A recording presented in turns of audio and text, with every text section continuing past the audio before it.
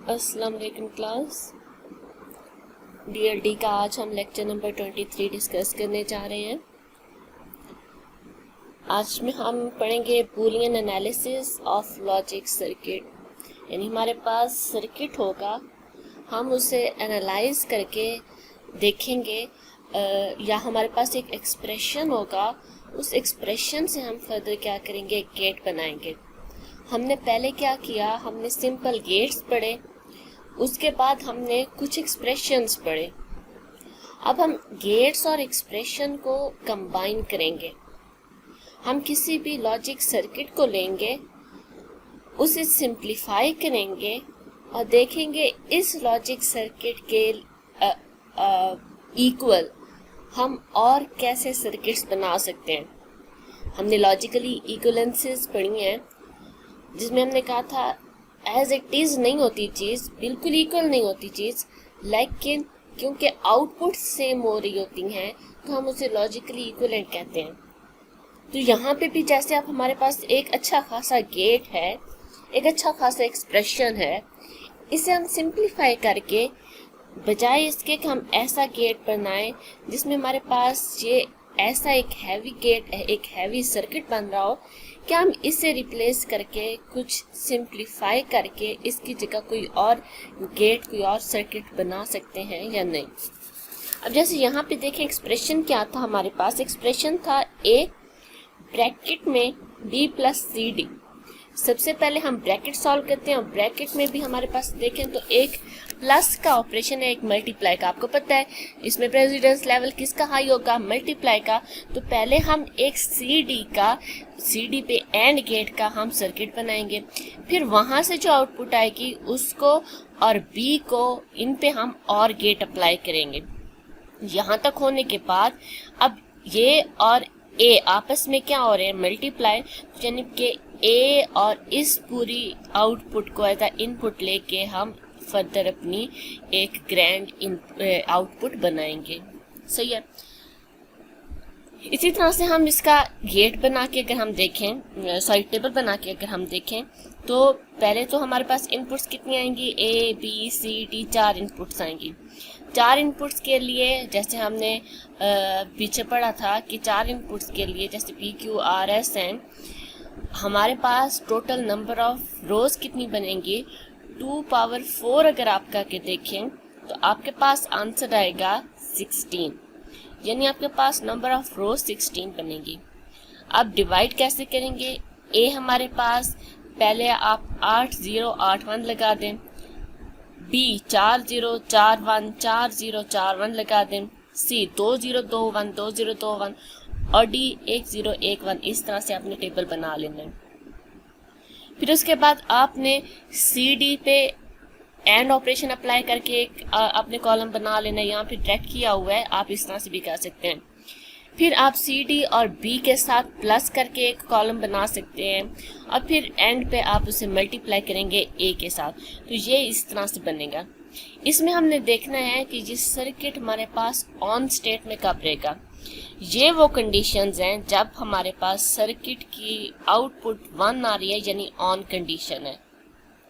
सही है। तो यानी इनमें से कोई इनपुट होगी, ऐसा होगा कि A1 होगा, B0, C1, D1, तो भी आउटपुट 1 आएगी। यानी आपसे अगर इस तरह से क्वेश्चन आता है, कोई भी एक्सप्रेशन होता है और आपसे पूछा जाता है कि ये कब ऑन स्टेट में होगा, तो उस क्वेश्चन को आंसर करने के लिए आपको क्या करना पड़ेगा, उसका एक टेबल बनाना पड़ेगा। ठीक है। टेबल में आप देखेंगे कि किन किन वैल्यूज पे वो 1 आ रहा है। अगर आपसे पूछा जाता है कि ऑन स्टेट का, अगर आपसे ऑफ स्टेट का पूछा जाता, जैसे इस क्वेश्चन में अगर आपसे ऑफ स्टेट का पूछा जाता, तो आप ऊपर वाले सारे देखते कि ये जो आपके पास वो वैल्यूज हैं जिन पे ये ऑन स्टेट पे आ रहे हैं या ऑफ स्टेट पे आ रहे हैं। सही है।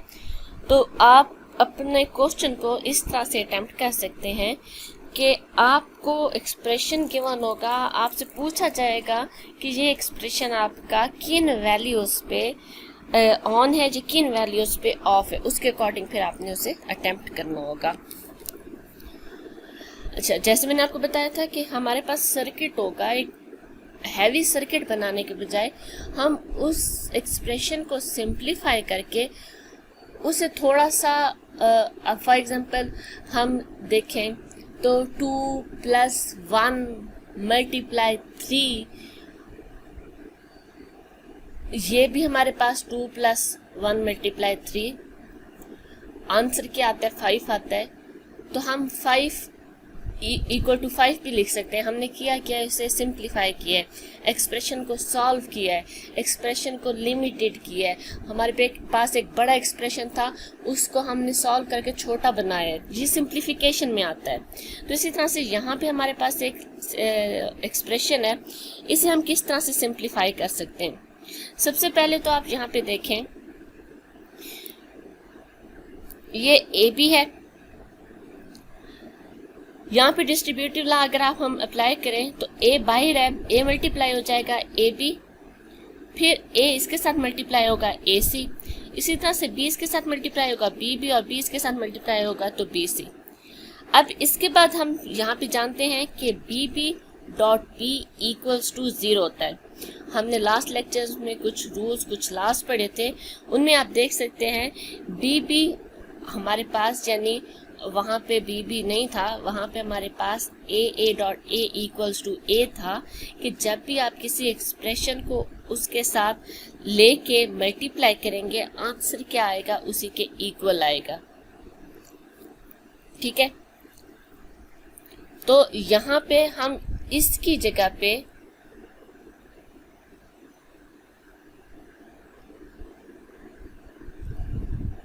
बी बी की जगह पे हम इक्वल लिख सकते हैं, बी बी = बी, सॉरी यहाँ पे बी बी डॉट बी लिखा हुआ है, बी बी = बी है, सही है। तो यहाँ पे बी बी हमारे पास जो वैल्यू आ रही थी, इसकी जगह पे हम बी बी लिख सकते हैं। फिर उसके बाद हमारे पास है A B A C + B + B C. इसमें हमने क्या किया है, यहाँ पे ए बी + ए बी आ रहा था, यानी हमारे पास जब भी हम वैल्यू को, फॉर एग्जांपल आप खुद भी सिंप्लीफाई करके देखें, अगर आपके पास ए बी आंसर है, फिर आप ए बी को लें, दोनों को प्लस करें तो आंसर भी उनका सेम ही आएगा। यानी हम कह सकते हैं कि जब भी हम दो वेरिएबल्स को मल्टीप्लाई करके ऐड करेंगे, आंसर उनका सेम ही आता है। तो हम यहाँ पे रिपीटिशन को रिमूव करके ए बी + ए बी की जगह पे एक बार ही ए बी लिख देंगे। फिर इसके बाद हमारे पास नेक्स्ट यहाँ पे हमने क्या किया है, b + बी सी, ये भी हमने एक रूल पढ़ा था, = b होगा। यानी जब भी हमारे पास ऐसा होता ना, a + ac = a होता, b + बी सी = b है, c + सी डी = c होता है। यानी वो वैल्यू जो हमारे पास यहाँ पे दोनों फैक्टर्स में कॉमन आ रही है, हम = दिस वैल्यू कह सकते हैं। b + बी सी = हम b कह सकते हैं। यहाँ पे हमने इस तरह से लिख दिया। अब इसके बाद यहाँ पे अगर आप देखें तो ए बी और b, इन्हें अगर हम इकट्ठा कर दें, ए बी + बी, मैंने जैसे भी कहा था, यहाँ पे भी देखें दोनों में हमारे पास b कॉमन आ रहा है, तो हम कह सकते हैं ए बी + बी = b होता है।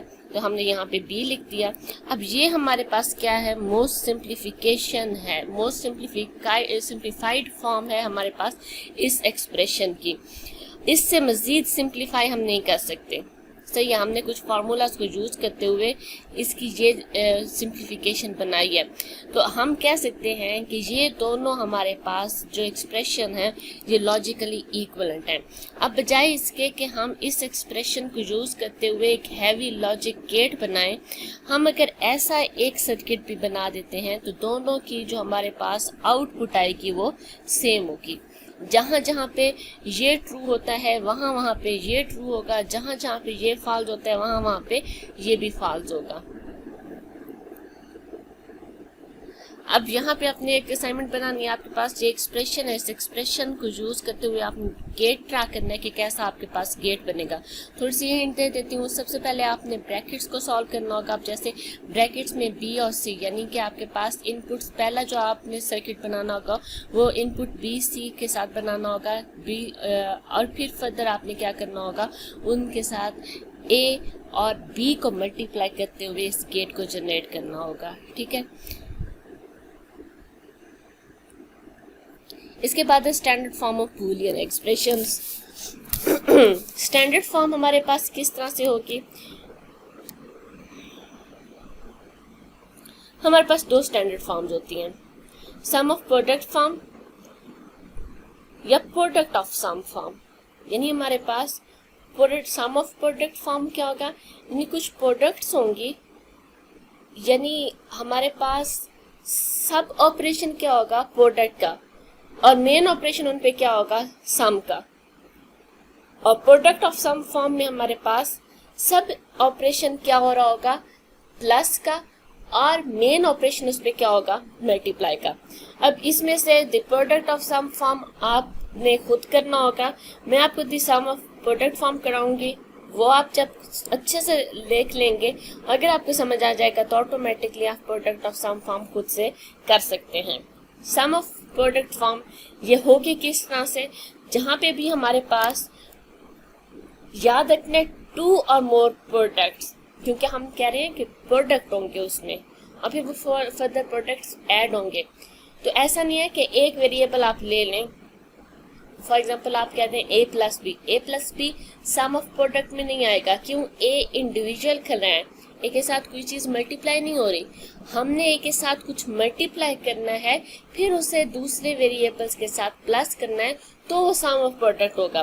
तो इसमें हमारे पास कोई भी इंडिविजुअल वेरिएबल नहीं आएगा, हमारे पास दो या दो से ज़्यादा हमारे पास वेरिएबल्स प्रोडक्ट फॉर्म में होंगे। फिर हम उनके ऊपर जब सम ऑपरेशन परफॉर्म करेंगे तो हमारे पास वो SOP यानी कि सम ऑफ प्रोडक्ट बनेगा। जैसे यहाँ पे देखें ए बी मल्टीप्लाई हो रहा है, ABC मल्टीप्लाई हो रहे हैं, और दरमियान में हमारे पास क्या है प्लस है।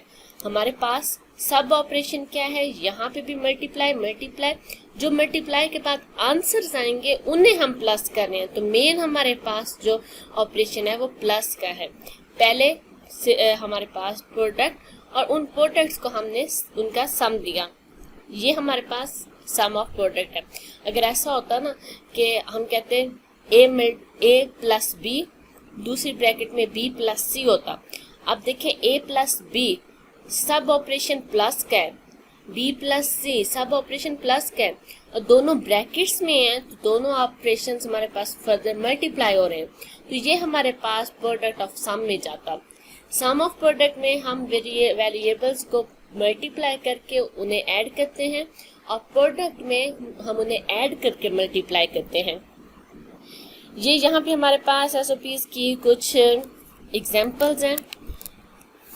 इनमें हम कम्प्लीमेंटेड फॉर्म भी ले सकते हैं, अनकम्प्लीमेंटेड भी, जैसे ये सारे अनकम्प्लीमेंटेड हैं और B, D ये हमारे पास कम्प्लीमेंटेड फॉर्म में है। ठीक है, तो हम वेरिएबल्स को दोनों तरह से यूज़ कर सकते हैं। एक चीज़ याद रखनी है, एक हमारे पास बार यानी एक सिंगल बार एक से ज़्यादा वेरिएबल पे ना जाए। ठीक है, हमारे पास वेरिएबल की इंडिविजुअल बार होती है SOP में। यहाँ पे देखें, अगर यहाँ पे इस तरह से हम नहीं डाल सकते कि CDE पे होल बार, एक ही बार तीन वेरिएबल्स शेयर कर रहे हो, ऐसा नहीं होगा। बार याद रखनी है, इस केस में C की अलग बार होगी, D की अलग बार होगी, E की अलग बार होगी, यानी बार बार बार तीन बार हम ऊपर लगाएंगे अगर हमने इनके ऊपर बार्स लगानी है। इकट्ठी बार आप नहीं लगा सकते, क्योंकि वो हमारे पास हमारा जो रूल है उसके खिलाफ चली जाएगी। ये चीज़ आपने याद रखनी है कि एक बार हमारे पास मल्टीपल वेरिएबल्स पे शेयर ना हो। डोमेन ऑफ एक्सप्रेशंस क्या होते हैं, कोई भी ऐसे वेरिएबल्स जो हमारे एक्सप्रेशंस में इन्वॉल्व हैं वो डोमेन कहलाते हैं। फॉर एग्जांपल यहाँ पे अगर आप देखें एक्सप्रेशन है AB प्लस ABC, इसमें आप देखें कौन कौन से वेरिएबल्स यूज हुए हैं, ABC तीन वेरिएबल्स यूज हुए हैं। ठीक है, तो हम कह सकते हैं कि इसकी डोमेन क्या है, ABC डोमेन है इसकी। इसी तरह से expression A B bar C plus C D E plus B C D bar, ये हमारे पास एक एक्सप्रेशन है। इस एक्सप्रेशन की डोमेन क्या है, आप यहाँ पे देखें कौन कौन से वेरिएबल्स इन्वॉल्व हैं। ए है, बी है, बेशक बी का कंप्लीमेंट है, लेकिन हम बी और बी का कंप्लीमेंट अलग अलग नहीं लेंगे, सिर्फ इसे बी ही कंसिडर करेंगे। ए बी सी डी ई, ये हमारे पास इसकी डोमेन है, यानी जितने वेरिएबल हमारे एक्सप्रेशन में इन्वॉल्व होंगे हम कहेंगे ये उसकी डोमेन है। ठीक है, इसके बाद नेक्स्ट हमारे पास है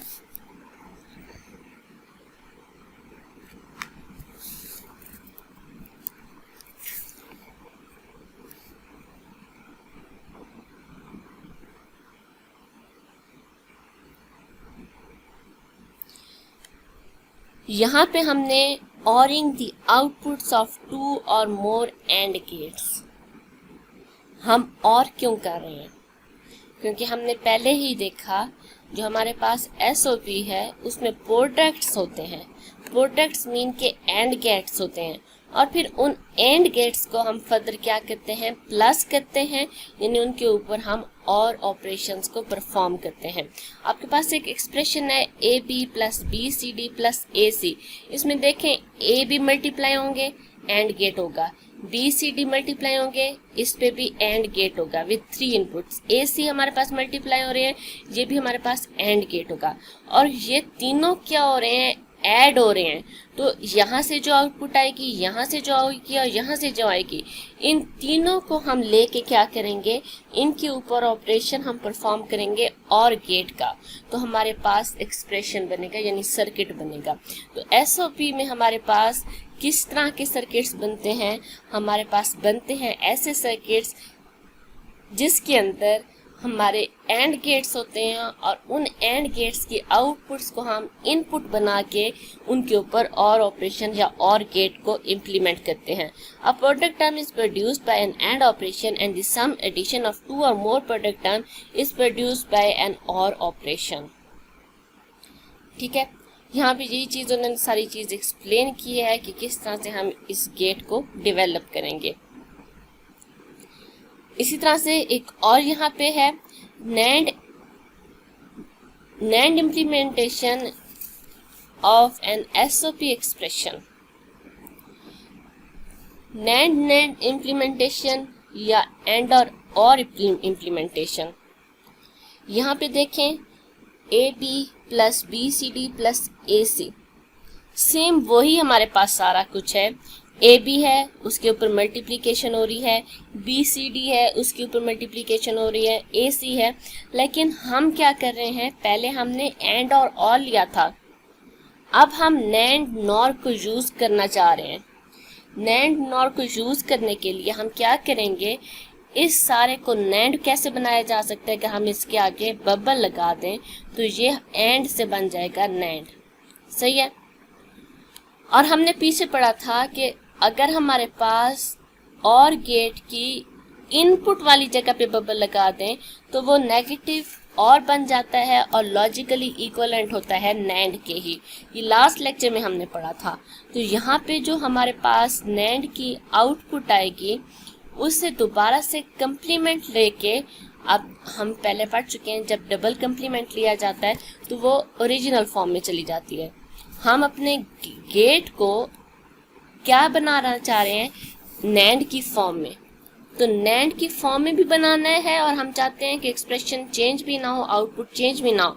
तो यहाँ पे हमने कंप्लीमेंट लगा दिया, बबल लगा दिया, नैंड बना दिया, और यहाँ पे इनपुट पे दोबारा बबल लगा दिया। तो ये होगा क्या, ये अब यहाँ पे हम यूज क्या कर रहे हैं, नैंड गेट्स यूज कर रहे हैं, लेकिन इसकी आउटपुट हमारे पास उसी एंड और वाली ही आएगी।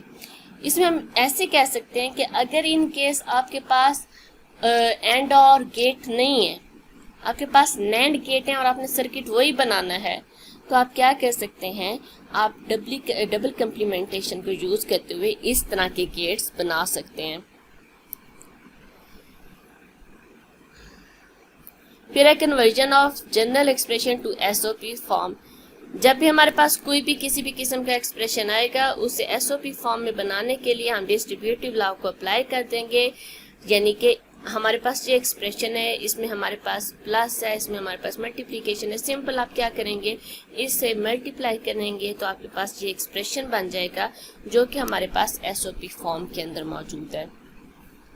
इसके अलावा बुक में कुछ एग्जांपल्स भी हैं, आप वहां से भी उन एग्जांपल्स को देख के सॉल्व कर सकते हैं, तो आपको फिर फर्दर समझ आ जाएगी कि किस तरह से आपके पास एक्सप्रेशन होते हैं और किस तरह से आप उन्हें एसओपी फॉर्म में चेंज करते हैं। इसके बाद हमारे पास है standard SOP form. Standard SOP form ऐसी फॉर्म होती है जिसकी हर वैल्यू के अंदर तमाम वेरिएबल्स आए। अब जैसे यहाँ पे देखें एक्सप्रेशन है ABC, ABD, ABCD। इसकी सबसे पहले आप डोमेन चेक करेंगे, डोमेन है ABCD। अब आप डोमेन को कंपेयर करेंगे हर ब्लॉक में, क्या डोमेन के तमाम वेरिएबल्स इन्वॉल्व हैं। यहाँ पे देखें D मिसिंग है, यहाँ पे देखें C मिसिंग है। यानी हम कह सकते हैं, क्योंकि हमने पीछे पढ़ा था कि वेरिएबल भी हो सकता है, वेरिएबल का कंप्लीमेंट भी हो सकता है, तो हम यहाँ पे कह सकते हैं कि यहाँ पे D मिसिंग है या D का कंप्लीमेंट। यानी D होता तो भी हमारा ये एक्सप्रेशन कंप्लीट हो जाता, D का कंप्लीमेंट यानी D बार होता तो भी एक्सप्रेशन कंप्लीट हो जाता। अभी ये इनकम्प्लीट है। इसी तरह से यहाँ पे C या C का कंप्लीमेंट होता, एक्सप्रेशन कंप्लीट हो जाता। इसमें चारों वेरिएबल्स ऑलरेडी मौजूद हैं तो ये कंप्लीट है। तो ये स्टैंडर्ड फॉर्म नहीं है, जिसमें हमारे पास ब्लॉक्स इनकम्प्लीट होंगे वो स्टैंडर्ड फॉर्म नहीं होगी। इसमें ये चीज़ उन्होंने बताई है कि D और D बार या C और C बार मिसिंग है। अब एक और एग्जांपल है जिसके अंदर यहाँ पे देखें एक्सप्रेशन है ABCD plus ABCD plus ABCD। Domain भी ABCD की है और हर ब्लॉक में चारों इन्वॉल्व भी हैं। या इसमें ऐसा होता A B के ऊपर बार होती, C के ऊपर बार होती, या ऐसा होता A bar B C D होता, या ऐसा होता है A B C D बार होता। इनके चारों वेरिएबल्स मौजूद होते किसी न किसी फॉर्म में, तो ये हमारे पास स्टैंडर्ड फॉर्म कहलाती है। यहाँ पे देखें हमारे पास convert the following Boolean expression in standard SOP. जैसे भी मैंने आपको बताया था कि किस तरह से हम किसी भी वेरिएबल को कर सकते हैं स्टैंडर्ड में, जब हमारे पास उसकी डोमेन का हर मेंबर इन्वॉल्व होगा। अब यहाँ पे देखें एक्सप्रेशन है A B bar C plus A bar B bar plus A B C bar D। सबसे पहले इसको लेके चलते हैं। इसके अंदर आप अगर देखें तो इसमें मिसिंग क्या है, इसमें D या D का बार मिसिंग है। D या D का बार, या हम किस तरह से रिप्रेजेंट करते हैं और से, और ऑपरेशन को हम किस तरह से परफॉर्म करते हैं with the help of plus.